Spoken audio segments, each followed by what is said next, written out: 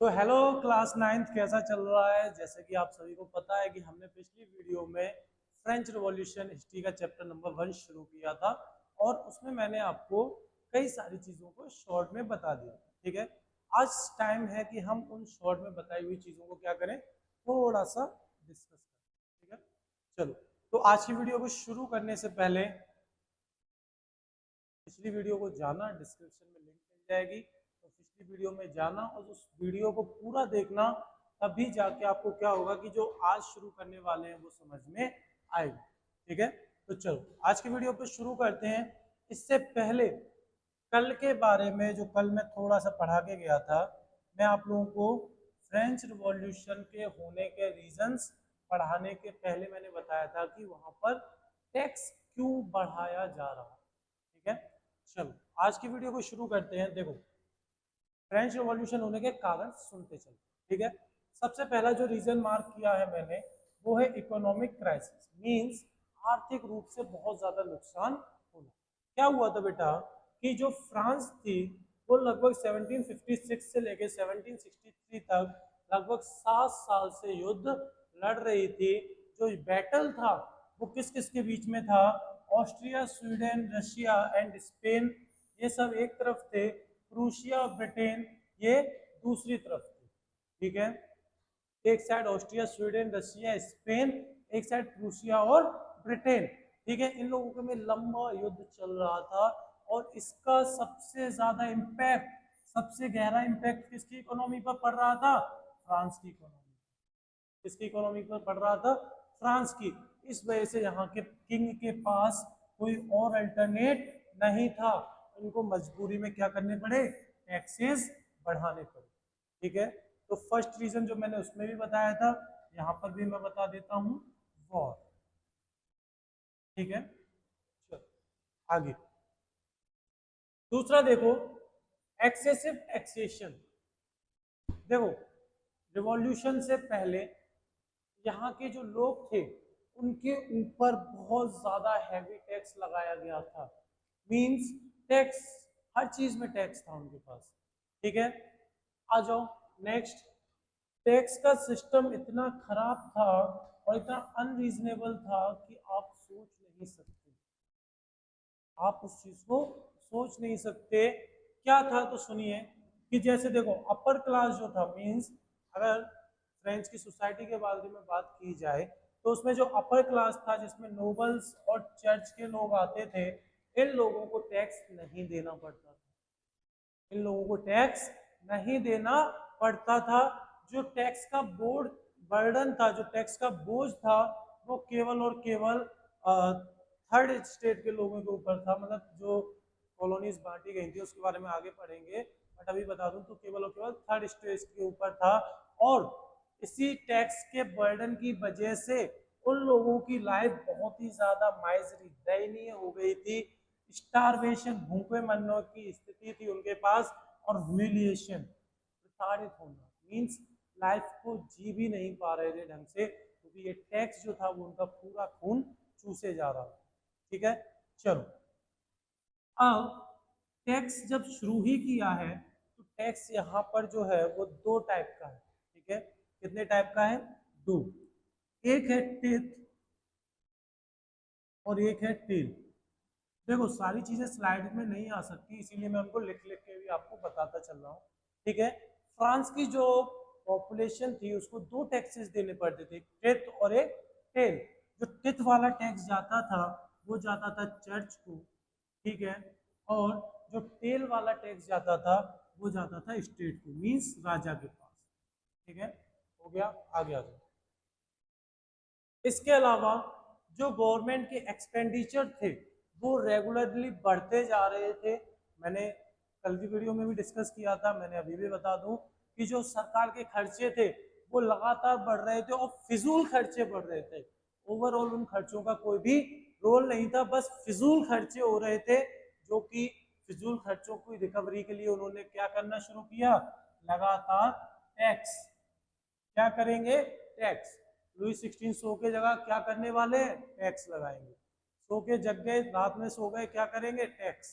तभी मैंने इस लाइन को ऐड किया है कि जब भी उन्हें पैसे की जरूरत पड़ती, क्या करते वो नया टैक्स लगाते। क्या करते उन्होंने क्या किया, अरे साहब पैसे चाहिए, उन्होंने क्या किया, एक काम करो टैक्स लगा दो। ठीक है, जैसे आजकल वो इंस्टाग्राम पे रील चलती है ना, मम्मी कहती है बर्तन धोती हूँ, फिर बीच में बच्चे को कूटने लगती है, कोई भी काम करती हूँ बच्चे को कूटने लगती है, समझ गए। तो ऐसा ही वहां पे हो रहा था कि कुछ भी पैसे की डिमांड आए सीधे सीधे क्या करो, टैक्स लगा दो। ठीक है, आ जाओगे। नेक्स्ट, लोगों को जबरदस्ती ये सारे टैक्स पे करने पड़ते थे। देखो यहाँ पर लिखा है ना, all kind of taxes, there was the land tax, okay, the road tax, the toll tax, the church tax, the salt tax, tariff duties. ठीक है, अगर आप एक जगह से दूसरी जगह सामान लेके जाते हो तो आपको उस पर क्या देना पड़ेगा, टैरिफ टैक्स। इसके अलावा आप नदी से ऊपर नीचे समुद्री रास्ते, मतलब कहने का ये है कि ओवरऑल हर जगह टैक्स टैक्स टैक्स। ठीक है, sometimes 4/5 of the total income of farmer go towards the payment of tax. अगर देखें कि एक किसान 5 रुपए कमाता है, कितने, 5, तो वहां पर 4 रुपए जो थे वो किसमें चले जाते थे बेटा, टैक्स। क्या भरेंगे, टैक्स। क्या भरा था, टैक्स। कल क्या भरेंगे, टैक्स। मतलब tax tax tax. Okay, next, taxes जो मैंने अभी पहले बता दिए थे वो कौन से थे, एक था टैक्स जो टेल, जो डायरेक्टली लैंड टैक्स था। ठीक है, इसके अलावा सोल टैक्स जिसको ग्रेवल कहते थे, feudal dues were taken away by nobility, और tax known as the tithe by taken away church. मैंने ऐसा बताया ना आपको कि टेथ वाला टैक्स किसको जाता था, चर्च को, और टेल वाला टैक्स किसको जाता था, स्टेट को।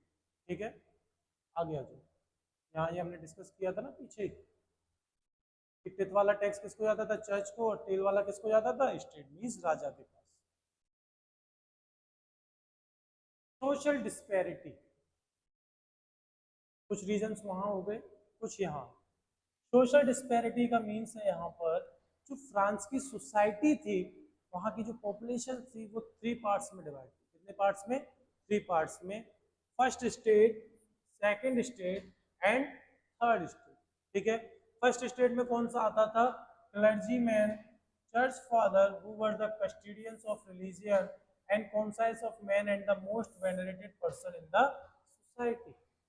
मीन्स यहाँ राजा, राजा से रिलेटेड जितने लोग थे वो सारे इसी के अंदर आते थे। तो फर्स्ट स्टेट को डायरेक्टली कैसे डिफाइन किया जाता है, क्लर्जी। फर्स्ट स्टेट और क्लर्जी। सेकंड स्टेट और नोबिलिटी, इसमें कौन कौन आता था, तो इसमें लैंडलॉर्ड्स और जो पवित्र नोबल बर्थ और एरिस्टोक्रेट्स, ये सारे ग्रुप के लोग किसमें आते थे, सेकंड स्टेट में आते थे। नेक्स्ट, इसके अलावा जो बच गया वो सब किसमें आता था, थर्ड स्टेट में। किसमें आता था, थर्ड स्टेट में। जैसे कॉमन पीपल, आम आदमी, जिसके पास लैंडलेस पीजेंट, जिन किसानों के पास जमीनें नहीं होती थी। ठीक है, peasants, proprietors, artisans, masons, craftsman, manufacturer, trader, merchants और अदर बिजनेसमैन, ये सभी किसमें आते थे, थर्ड स्टेट में आते थे। और सबसे अच्छी बात बताऊं क्या थी, सबसे अच्छी बात ये थी कि जो पूरा का पूरा टैक्स जो दिया जाता था, अच्छी नहीं कहेंगे सॉरी, ये गलत बात थी, कि जो पूरा का पूरा टैक्स था वो केवल और केवल कौन देता था, थर्ड स्टेट। कौन देता था, केवल और केवल थर्ड स्टेट के लोग इसको दिया करते। ठीक है, नेक्स्ट,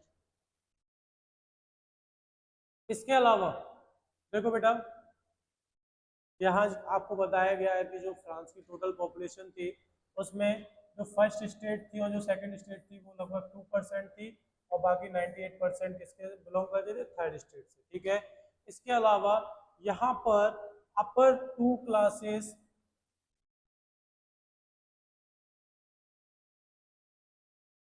हाँ, इसके अलावा जो थर्ड स्टेट थी, इसके अलावा जो फर्स्ट स्टेट और सेकंड स्टेट थी, इनको सारी सुविधाएं मिलती थी। ठीक है, यहाँ मैं जैसे लिखूं तो यहाँ देखो बेटा, first state and second state, ये दोनों जो थे इनको बर्थ से ही सारी सुविधाएं दी जाती थी। कब से? जन्म से ही। और सफर कौन करता था, परेशान कौन होता था? वो होते थे थर्ड स्टेट के लोग। कौन होते थे? थर्ड स्टेट के लोग। इसके अलावा मैं आपको इसमें कुछ और भी चीजें ऐड कर दूं, जैसे कि लगभग फ्रांस की 90% जो पॉपुलेशन थी, कितनी? 90% जो पॉपुलेशन थी वो क्या थी? पीजेंट, किसान थी। क्या थी? किसान। इसके अलावा इस पूरी 90% पॉपुलेशन में किसान तो थे ही, पर इनमें से कुछ ही लोगों के पास खुद की जमीनें थी, बाकी ये लोग दूसरों की जमीनों पर काम किया करते थे। सेकंड पॉइंट, जो जमीनें थी, जो लैंड्स थी फ्रांस की, ठीक है, उसमें 60% लैंड पर किसका कब्जा था? फर्स्ट स्टेट का और सेकंड स्टेट का। किसका कब्जा था? फर्स्ट स्टेट और सेकंड स्टेट का। और इसके अलावा थर्ड स्टेट के जो अमीर लोग थे, कौन थे? अमीर, रिच लोग जो थे, उनका भी इस 60% जो टोटल फ्रांस के लैंड थे उसके 60% पर इन सभी का कब्जा था। इस वजह से फॉर दिस रीजन जो थर्ड स्टेट के लोग थे, जो थर्ड स्टेट के पर्सन थे, उनको या तो इन लोगों से जमीनें रेंट करनी पड़ती थी, रेंट लैंड, जमीनों को क्या करते थे? रेंट करते थे, या फिर क्या करते थे कि इनके यहाँ घर का काम करते थे, हाउस होल्ड वर्क। क्या करते थे? हाउस होल्ड वर्क, घर का काम करते थे, ठीक है। या फिर रोड बनाते थे, रोड बिल्डिंग्स होती हैं, रोड्स को बनाते थे, उसमें लेबर का वर्क करते थे। किसका वर्क करते थे? लेबर का। तो ओवरऑल जो था कि सारी की सारी सुविधाएं फर्स्ट स्टेट और सेकंड स्टेट के द्वारा एंजॉय की जा रही थी, और ये थर्ड स्टेट जो है वो क्या कर रहा था? सफर कर रहा था, मतलब संघर्ष कर रहा था, ठीक है। Next, entire machinery was designed to protect their interest and privileges. They own 2/5 of the total lands. मैंने आपको बता दिया। नोबल्स और अपर क्लर्जी थे, उन्होंने सारी इंपोर्टेंट जगह जो राजा के कोर्ट में होनी चाहिए थी उन सभी को ऑलरेडी ऑक्यूपाई कर दिया था, और अच्छी खासी सैलरी और अच्छी खासी पेंशन वो लोग ले रहे थे, ठीक है। जो थर्ड स्टेट के लोग थे उनके पास कोई भी पॉलिटिकल राइट नहीं था। मैंने आपको यहाँ पिछले में और इसमें दोनों में ही बता दिया कि फर्स्ट स्टेट सेकंड स्टेट जो थी वो काफ़ी इंजॉय कर रही थी, ठीक है, और जो थर्ड स्टेट थी वो बिल्कुल भी इंजॉय नहीं कर रही थी। उनको यहाँ तक क्या था? स्ट्रगल करना पड़ रहा था सरवाइव के लिए, जीने के लिए भी क्या करना पड़ रहा था? स्ट्रगल करना, ठीक है। नेक्स्ट,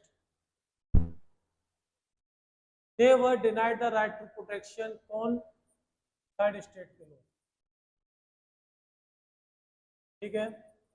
इसके अलावा जो अमीर और गरीब के बीच का अंतर था वो बहुत ज्यादा बढ़ गया था, ठीक है।